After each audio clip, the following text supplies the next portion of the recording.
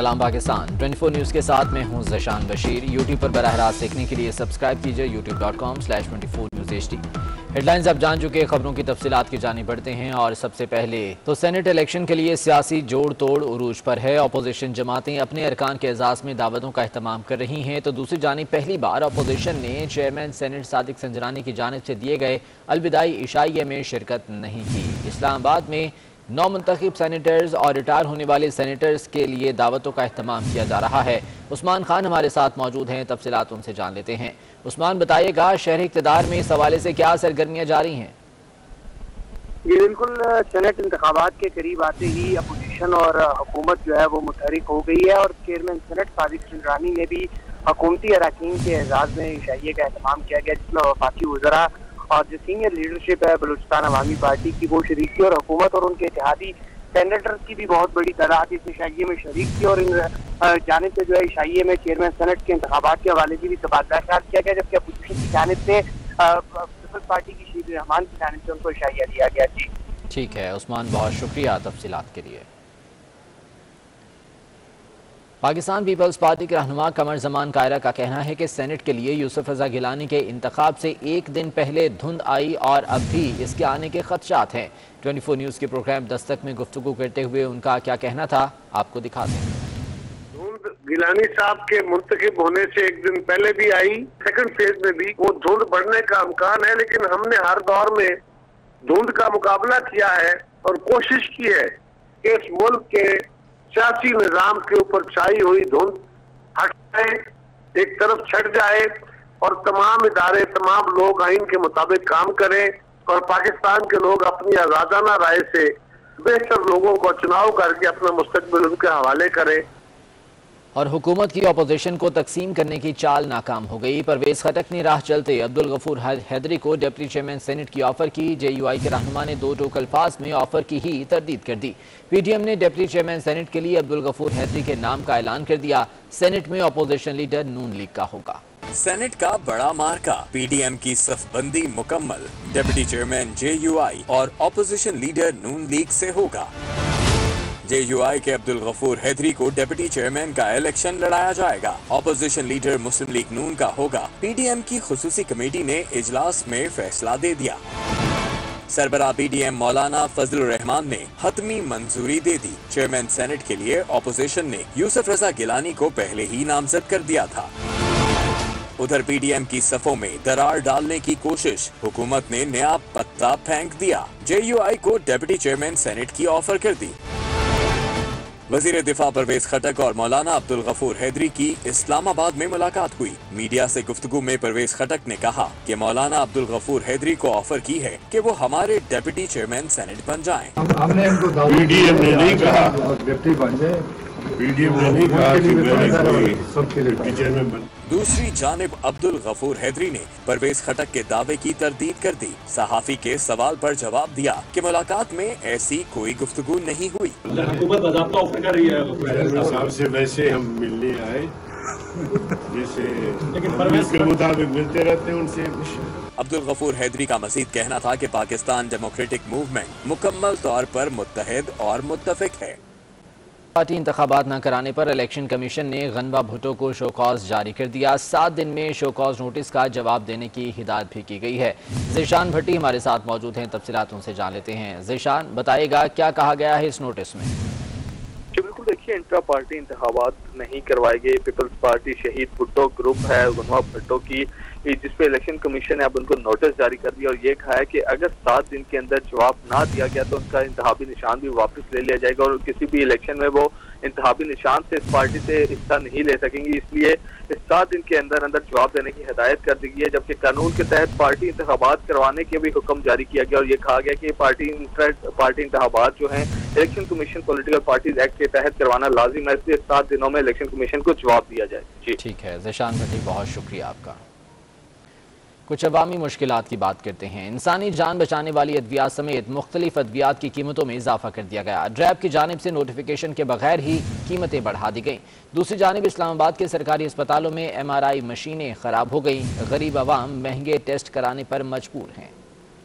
अवाम को सेहत की सस्ती सहूलियात फराहम करने में नाकाम हो गई। जान बचाने वाली अद्वियात की कीमतों में एक बार फिर इजाफा कर दिया गया। ड्रग की जानिब से नोटिफिकेशन के बगैर ही कीमतें बढ़ा दी गयी। सबसे ज्यादा शुगर की दवा महंगी की गई है। लेंडरस्टैंड की दवा की कीमत में 1000 रुपए का इजाफा हुआ है। शुगर की इंसुलिन की पुरानी कीमत 5500 से बढ़ाकर 6500 कर दी गई। राइजेक्स 245 से 280 तक महंगी हो गई। सरबेक्स जी की कीमत 225 से बढ़कर 245 और ऑगमेंटन 187 रुपए से 201 रुपए महंगी हो गई।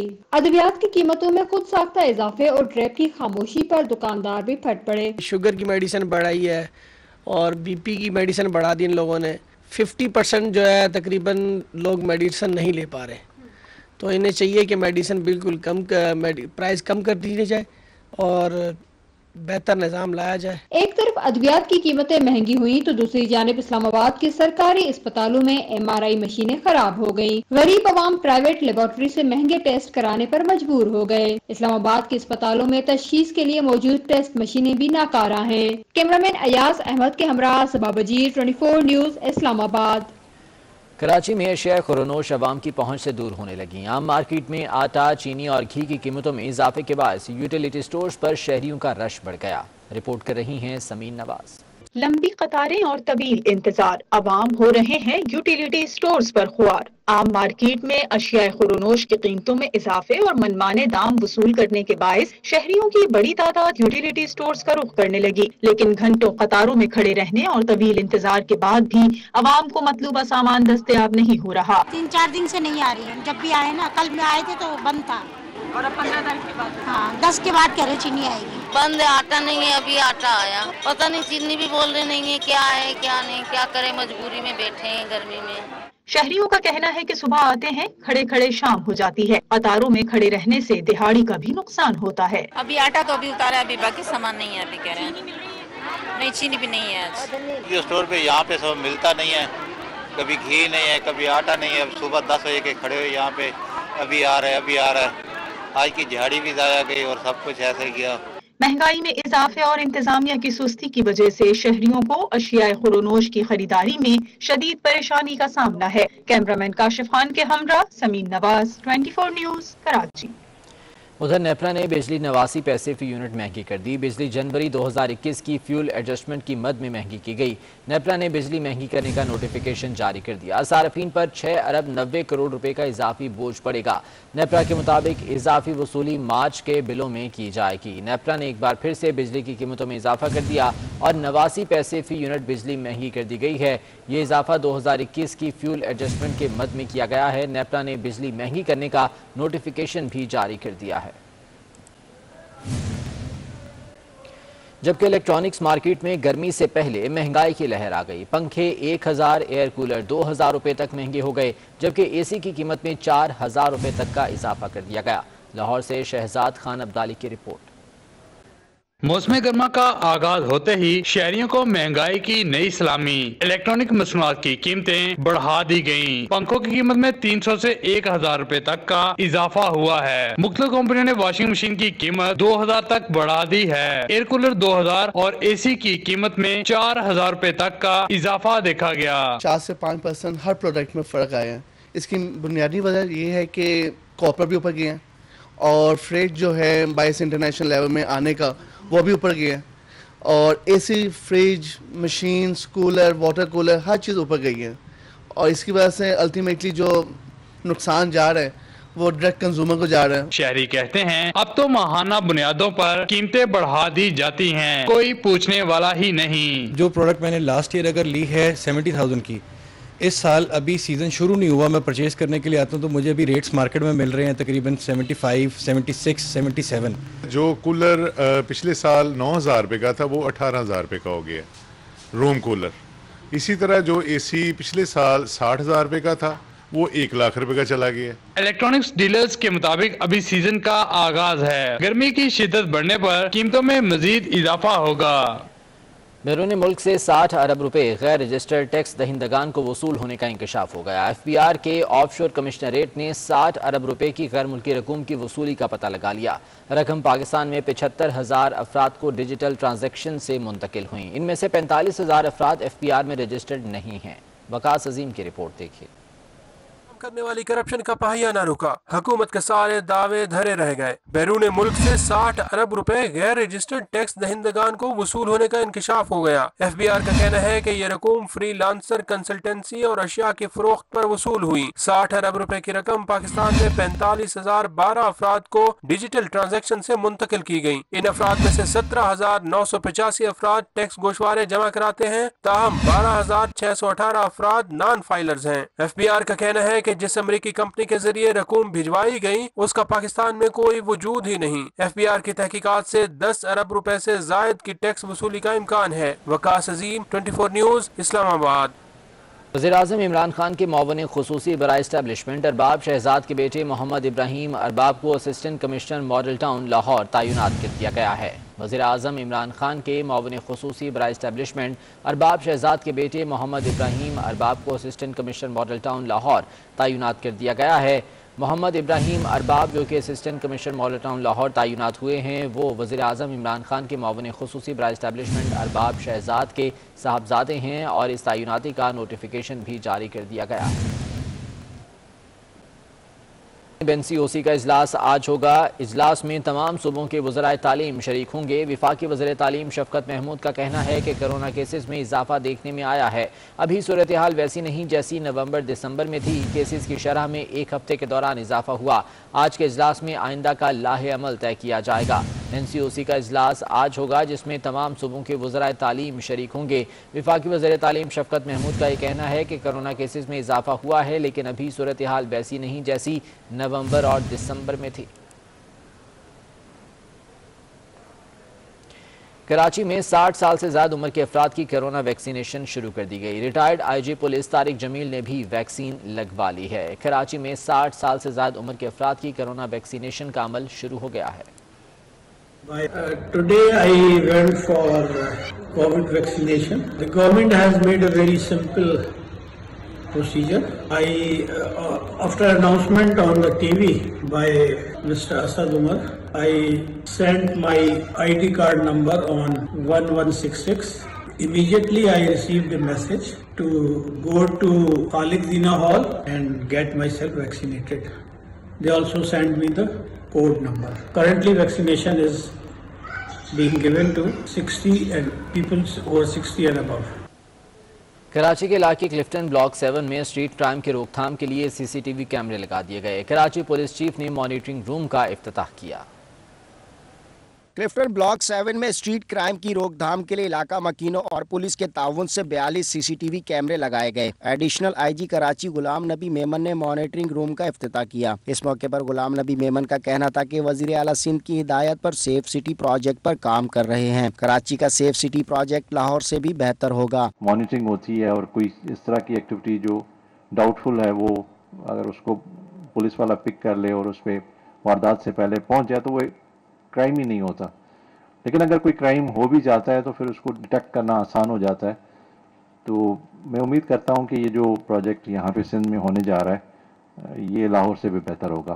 तकरीब से खिताब में एडिशनल IG कराची ने मजीद कहा शहर में 13,000 कैमरे लगाए गए हैं, मजीद 7,000 कैमरे जल्द लगाए जाएंगे। तो वो 19,000 कैमराज को अभी हमने मजीद एक्सपेंड करना है और हमारा इरादा है कि नेक्स्ट कोई 3-4 महीने में हम मजीद 7,000 कैमराज जो हमने प्रोजेक्ट किए हैं कि भाई ये प्रोजेक्टेड जगह हैं जहाँ पे हमने इनको लगाना है तो इंशाल्लाह वो भी लग जाएंगे। तकरीब में DIG साउथ और इलाका मकीनों ने भी शिरकत की। कैमरामैन आकिब नकवी के साथ जावेद कायम खानी, 24 न्यूज़ कराची।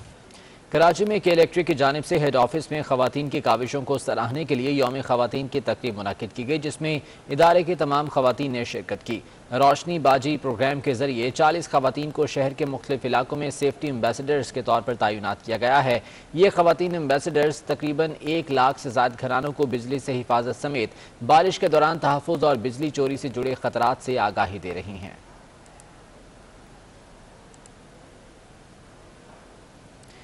उर्दू की मारूफ अफसाना निगार और ब्रॉडकास्टर शमा खालिद रावलपिंडी में इंतकाल कर गईं। शमा खालिद को सुबह दिल का दौरा पड़ा था जो जानलेवा साबित हुआ। आयरन लेडी के नाम से मारूफ शमा खालिद ने जवानी ही में अपने तख्लीकी सफ़र का आगाज़ कर दिया था। उन्होंने 200 से ज़्यादा अफसाने लिखे। उन्होंने समाज में ममनुआ समझे जाने वाले मौज़ूआत पर इज़हार ख़याल किया और एक मर्द मरकज़ मुआशरे में अपनी जगह बनाई। इंसानी फितरत के बयान पर उन्हें मलका हासिल था। उन्होंने सफ़रनामों समेत 8 किताबें लिखीं। नाकदीन के मुताबिक उनके पास आम मौज़ूआत को कहानी का रूप देने का फ़न था। वो रेडियो से भी वाबस्ता रहीं। बतौर डिप्टी कंट्रोलर रिटायर हुई। उनकी नमाज जनाजा आज शाम 5 बजे रावलपिंडी में अदा की जाएगी, जबकि रस्म कुल जुमेरात को होगी। उर्दू की मारूफ अफसाना निगार और ब्रॉडकास्टर शमा खालिद रावलपिंडी में इंतकाल कर गई। कोयटा में मदरसा दारुल उलूम तहसीनुल कुरान मस्जिद अक्सा में 90 हुफ़ाज़े कराम की दस्तारबंदी कर दी गई। तकरीब में जय्यद उलमाए कराम समेत हुफ़ाज़े कराम के अहले खाना शरीक हुए। JUI के सूबाई अमीर रुकन कौमी असम्बली मौलाना अब्दुल वासे, मौलाना फजल और कारी अब्दुल रशीद भी तकरीब में शरीक हुए। मौलाना अब्दुल वासे का कहना था कि कुरान हिफ्ज़ करने की सआदत अल्लाह पाक हर मुसलमान को नसीब करे। ये एक ऐसी सआदत है जिससे दुनिया और आखिरत दोनों में कामयाबी मिलती है। उन्होंने कहा कि वालिदैन अपने बच्चों को असरी तालीम के साथ दीनी तालीम भी दिलवाएं।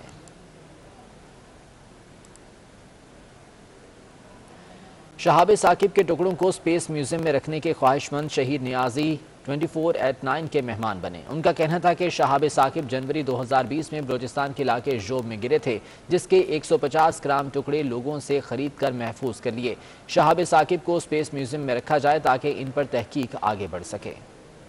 ये बेसिकली 2020 में जनवरी 6 को जोब में गिरा था ये शहाब साकिब। मेरे पास एक अपना म्यूजियम का एक सेटअप है छोटा सा, ट्रेजर्स ऑफ पाकिस्तान के नाम से, जिसमें मैं पाकिस्तान की हिस्ट्री और जितनी भी कलेक्टेबल चीजें हैं उसको गैदर करता हूँ। जबरदस्त। कुछ पीसेस ढूंढे यहाँ पे पाकिस्तान में, अच्छा, कि अगर कुछ बचे हैं तो वो मैं हासिल करूँ। तो फिर जब ये मेरे कुछ लोग मिले तो उनसे मैंने कांटेक्ट किया, तो काफी मतलब महंगे बेचते थे वो। कुछ कांटेक्ट किया था मैंने साइंस सोसाइटीज को और कुछ यूनिवर्सिटीज को, तो वो मतलब उनके पास फंडिंग नहीं थी इतनी। तो फिर मैंने खुद ही मतलब पैसे जमा करके काफी थोड़ी सी सैंपल्स इकट्ठे कर लिए, जो मैं डिस्प्ले भी करूँगा साइंस फेस्टिवल्स में और डिफरेंट जो रेलेवेंट चीज़ें हैं वहाँ पे जाके डिस्प्ले करूँगा इसको। और न्यूज़ स्टूडियो से फिल वक्त इतना।